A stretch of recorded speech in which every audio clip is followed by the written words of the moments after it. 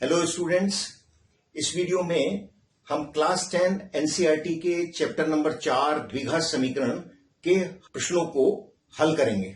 यहां हम एक्सरसाइज 4.3 के प्रश्न 3 और प्रश्न 4 का हल समझने वाले हैं। प्रश्न 3 में हमें दो द्विघात समीकरण मिले हैं जिसका हमें हल ज्ञात करना है, जबकि प्रश्न 4 एक वर्ड प्रॉब्लम है जिसका हमें द्विघात समीकरण का निर्माण करना है और फिर द्विघात समीकरण का हल ज्ञात करना है।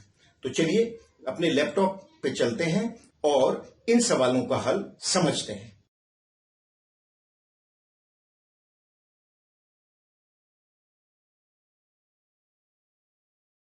प्रश्न 3, निम्न समीकरणों के मूल ज्ञात कीजिए। यहां हमें दो प्रश्न मिले हैं। हमारा पहला प्रश्न है, दिया गया समीकरण है हमारे को x माइनस 1/x बराबर 3, x का मान शून्य के बराबर नहीं है। यदि x का मान शून्य के बराबर होगा तो 1/x एक अपरिभाषित संख्या होगी, इसलिए x का मान शून्य के बराबर नहीं है। तो हम क्या करते हैं, हमने लघुत्तम लिया बाएं साइड में और x हमारा लघुत्तम आया, तो हम अंश में क्या प्राप्त करेंगे, एक्स स्क्वायर माइनस 1 और ये 3 के बराबर है।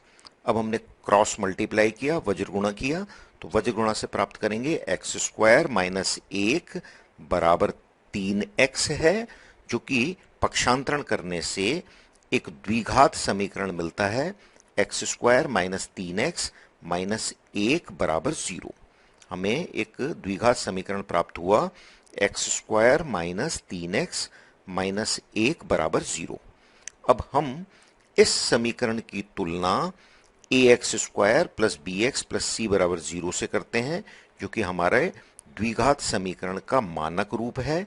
हमने इस समीकरण की तुलना a x square plus b x plus c बराबर 0 से करी, तो हम क्या देखते हैं, हमारा ए है 1 के बराबर, बी माइनस 3 के बराबर है और सी माइनस 1 के बराबर है।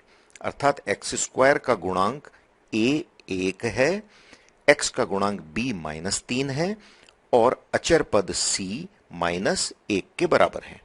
इसलिए विभक्तिकर डी किसके बराबर होगा, डी हम जानते हैं बी स्क्वायर माइनस 4ac होता है, इसलिए विभक्तिकर D b square minus 4ac, b a c के मान रख देते हैं, तो हम क्या प्राप्त करते हैं, माइनस 3 का होल स्क्वायर माइनस 4 गुणा 1 गुणा माइनस 1 होगा, जो कि गणना करने से आता है 9 प्लस 4 अर्थात 13 के बराबर है।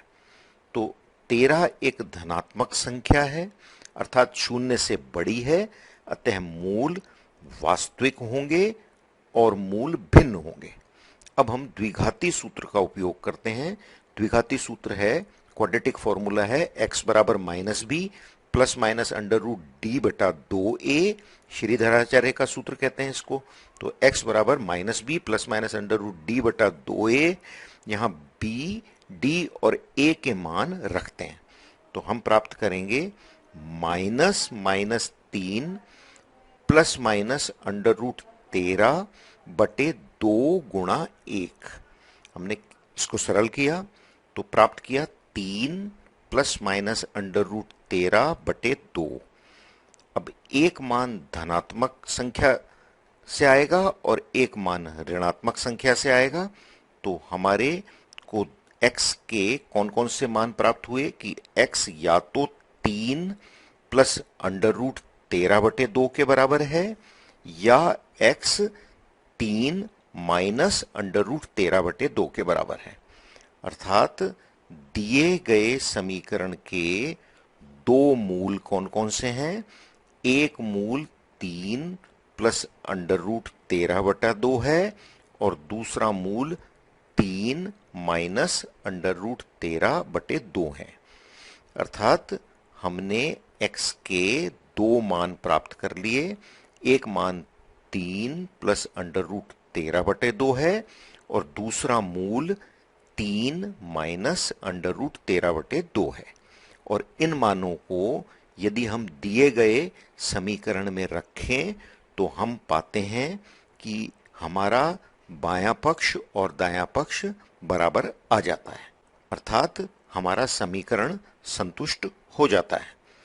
दूसरा प्रश्न, 1/x+4 माइनस 1/x-7 बराबर है 11/30।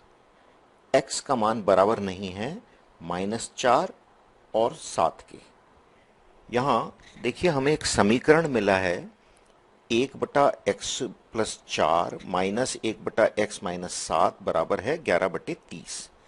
तो सबसे पहले हम बाएं पक्ष में लघुत्तम लेते हैं, x+4 x-7 होगा और अंश में हम प्राप्त करेंगे x-7 माइनस ब्रैकेट में x+4 बराबर है 11/30। हमने बाएं पक्ष में वाम पक्ष में लघुत्तम लिया x+4 x-7 का और अंश में प्राप्त किया x-7 माइनस x+4 और ये दिया गया है 11/30 के बराबर है। अब दिस इंप्लाइज, अब हमने क्या किया, अंश को सरल किया तो प्राप्त करेंगे x-7 माइनस x-4, क्योंकि माइनस का ब्रैकेट में गुणा हो जाएगा, और हर को दोनों खंडों को हमने गुणा कर दिया तो प्राप्त करेंगे x² minus 7x plus 4x minus 28 और ये बराबर है 11/30 के। x से हम देखते हैं कि x कैंसिल हो गया, कट गया, तो हमारा अंश हो जाएगा -7 और -4 अर्थात -11 और हर को हमने सरल कर लिया, नीचे प्राप्त करेंगे हम x² माइनस 3x माइनस 28 और ये 11/30 के बराबर है। तो दोनों पक्षों में अंश में हम 11 प्राप्त करते हैं, इसलिए हम इसको कैंसिल कर सकते हैं, काट सकते हैं। तो अब हमारा वाम पक्ष का जो अंश है वो -1 रह जाएगा और दाएं पक्ष का अंश 1 बन जाएगा। तो अब हम अगर क्रॉस मल्टीप्लाई करें, वज्र गुणा करें, तो प्राप्त करेंगे -1 से 30 गुणा होगा तो -30 और ये बराबर होगा 1 से हम x² माइनस 3x माइनस 28 को गुणा करेंगे तो प्राप्त करेंगे x² माइनस 3x माइनस 28, अर्थात हमारा अगला चरण होगा -30 बराबर x² माइनस 3x माइनस 28।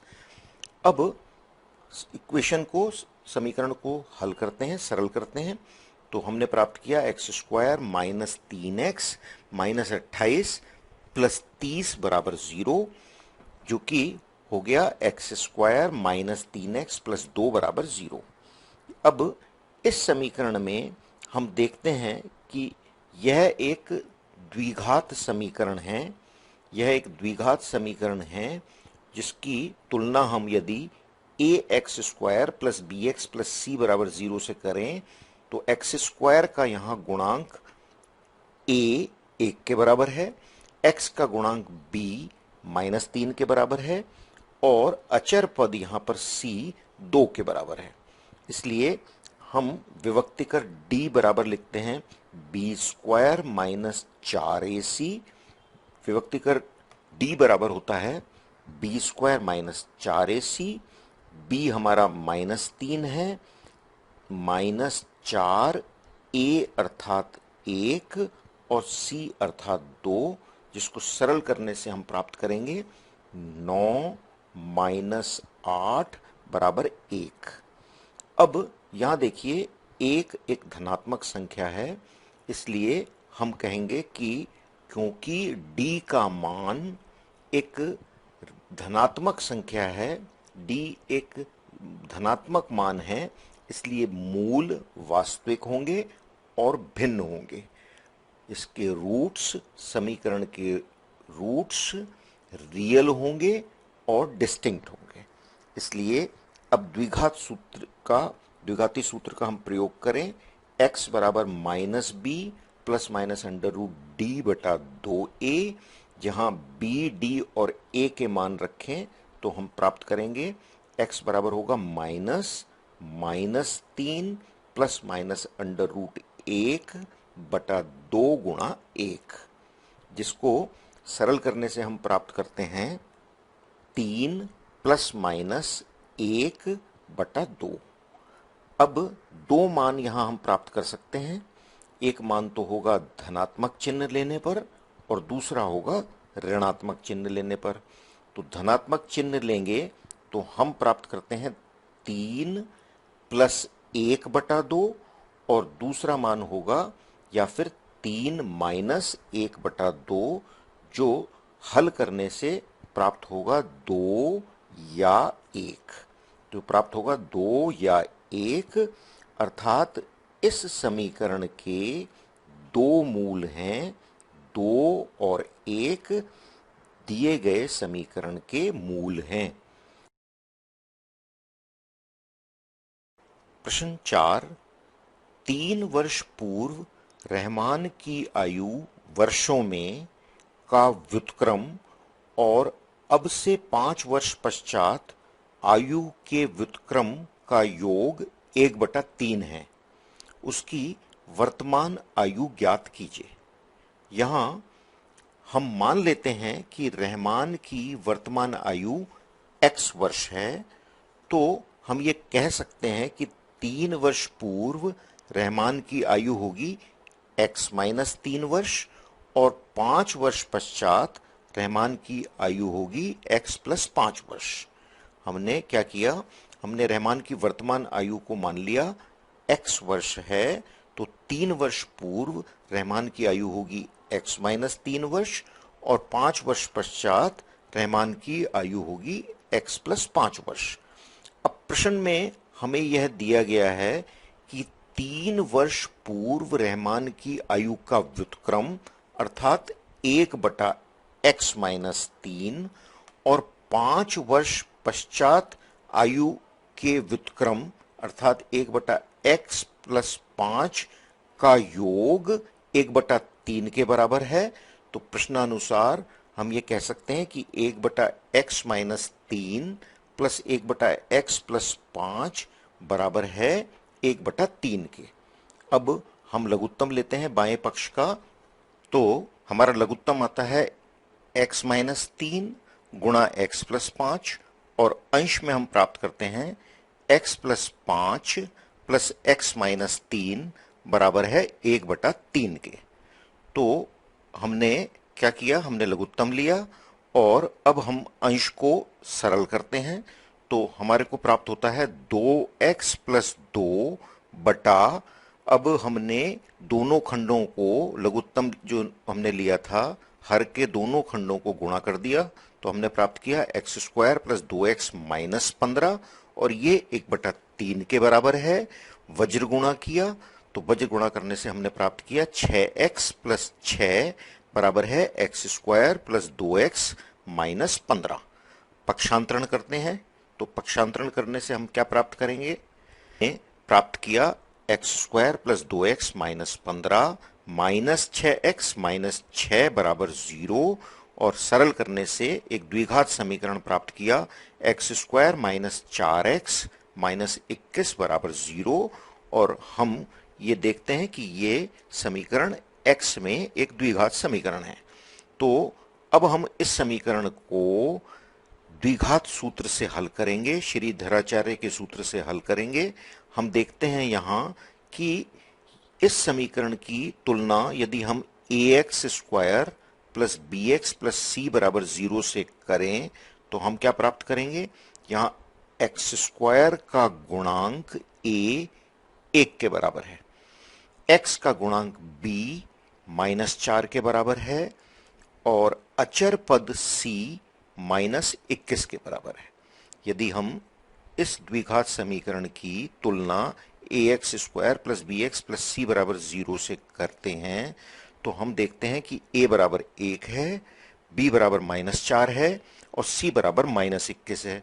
इसलिए विभक्तिकर d जो कि b स्क्वायर माइनस 4ac के बराबर होता है वो हम कैसे प्राप्त करेंगे, वो हम प्राप्त करते हैं कि b का मान है माइनस 4 अर्थात माइनस 4 का वर्ग माइनस 4 गुणा 1 गुणा माइनस 21 और ये मान हो गया 16 प्लस 84 अर्थात 100 के बराबर।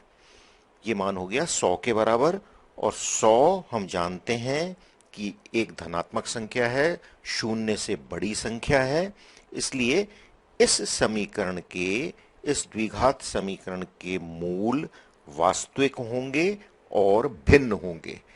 इस इक्वेशन के रूट्स रियल होंगे और डिस्टिंक्ट होंगे। अब द्विघात सूत्र से हम इसके मूल को ज्ञात करते हैं। तो द्विघात सूत्र हम जानते हैं, x बराबर minus B plus minus under root D बटा 2a के बराबर होता है। यहां हमने b, d और a के मान को प्रतिस्थापित किया तो हम क्या प्राप्त करेंगे, माइनस माइनस 4, क्योंकि b का मान माइनस 4 है, इसलिए minus minus 4 plus minus under root 100, क्योंकि d का मान 100 के बराबर है, बटा 2 गुणा 1, क्योंकि 1 का मान 1 के बराबर है। तो इसको सरल करने से प्राप्त किया 4 प्लस माइनस 10, अंडर रूट 100 10 के बराबर होता है, तो 4 प्लस माइनस 10 बटा 2। एक बार यदि हम धनात्मक संख्या लें तो हमें क्या मान प्राप्त होगा, 4 प्लस 10 बटा 2, और या फिर ऋणात्मक मान लें तो 4 माइनस 10 बटा 2। हमें दो मान प्राप्त हो गए, 4 प्लस 10 बटा 2 या 4 माइनस 10 बटा 2, अर्थात ये मान होंगे 14 बटा 2 या माइनस 6 बटा 2।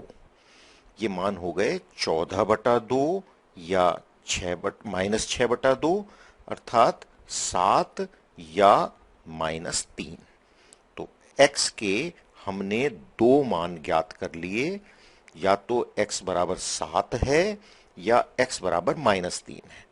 अब x हम देखते हैं कि रहमान की वर्तमान आयु है, इसलिए आयु कभी ऋणात्मक नहीं हो सकती, इसलिए हमें x बराबर माइनस 3 को छोड़ना पड़ेगा।